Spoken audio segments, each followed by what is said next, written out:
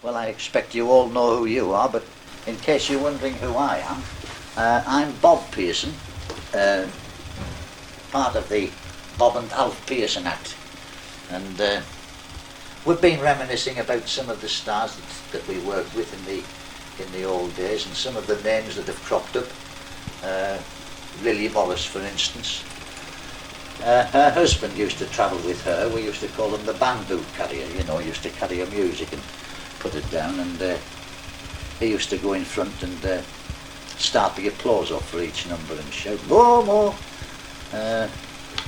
He was a bit of a pain in the neck, was Archie, and he liked his glass as well. And there's a good story told about Lily, who lived next door to Don Ross and Gertie Gitana in Finchley in London. And one morning Lily came bursting into Gertie Gitana's house and she says, "We've had the burglars, you know." So Gertie says, "The what?" She says, "The burglars." So Don says, "Well, have you been on the police?" He says, "Get the police up, get them busy, start something." Oh, so Don phoned up for the police, and he says, "I'll come in and see if I can help." So when he gets in next door, the police arrive, and Archie, he's got a glow on then. This was about 11 o'clock in the morning. He says, "We've had the burglars, you know." And Don says, "Yes, I've phoned for the police. Oh, here they are now." So the police come in, and Archie started to introduce the police to Don Ross, Lily Morris, Gertie Gitana. He says, "You know her famous song, don't you? There's an old mill by the stream." Come on, you aren't singing. Everybody, you want everybody to sing this.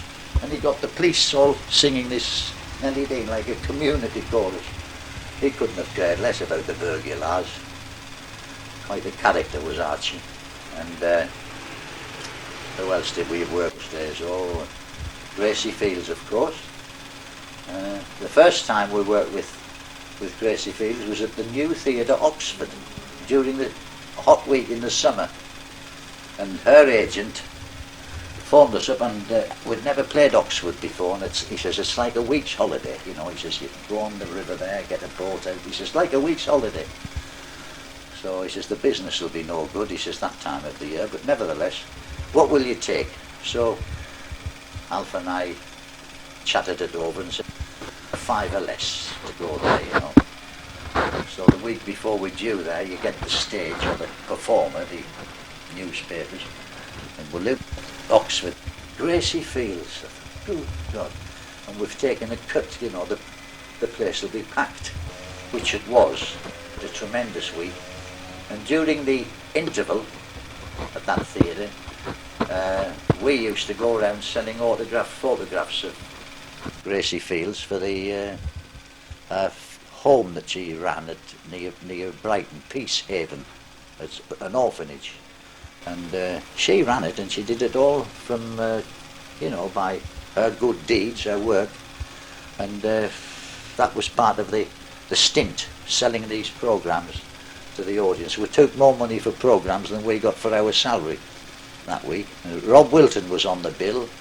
That's another chap we used to love to be on the bill with. Lovable comic. And worked with Rob many times. In fact, we stayed in the same digs as him in a little theatre we were playing in Ipswich.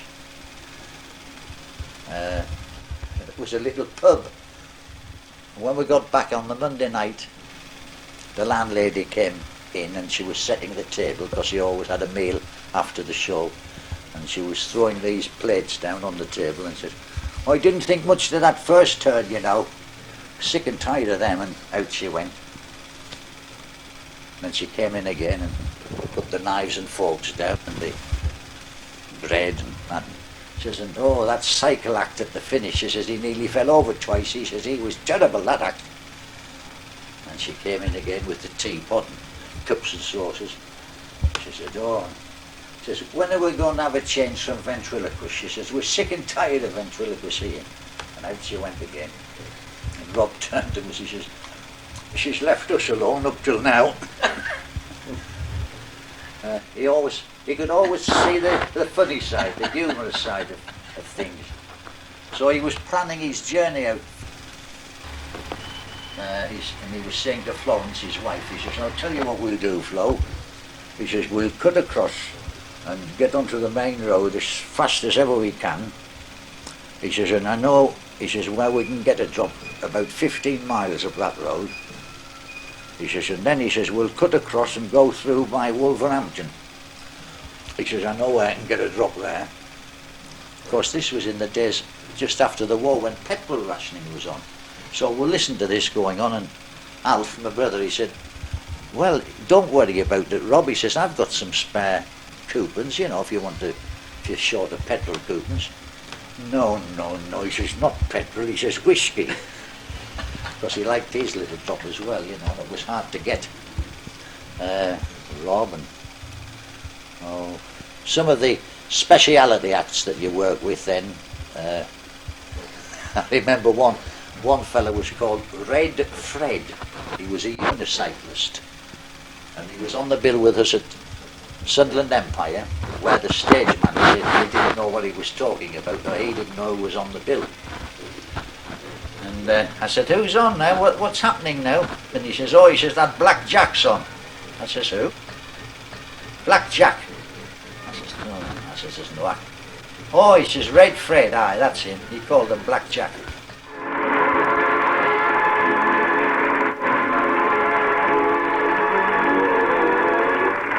We bring you melody from out of the sky, my brother and I. Of course, one of the big speciality acts in those dim and distant days was Wilton, Keppel and Betty. They were almost at the top of the bill act. And we first worked with them on their very first week at the Victoria Palace in London. 4 a day, and all said they were doubling after the Victoria Palace stint. They were doubling at night at the Savoy Hotel, so they were earning quite a lot of money. And about 6 months afterwards, we worked with them at Finsbury Park Empire.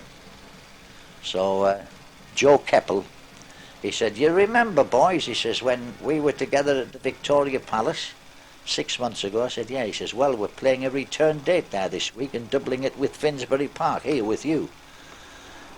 I said, you'll be busy again this week. Yes, very busy.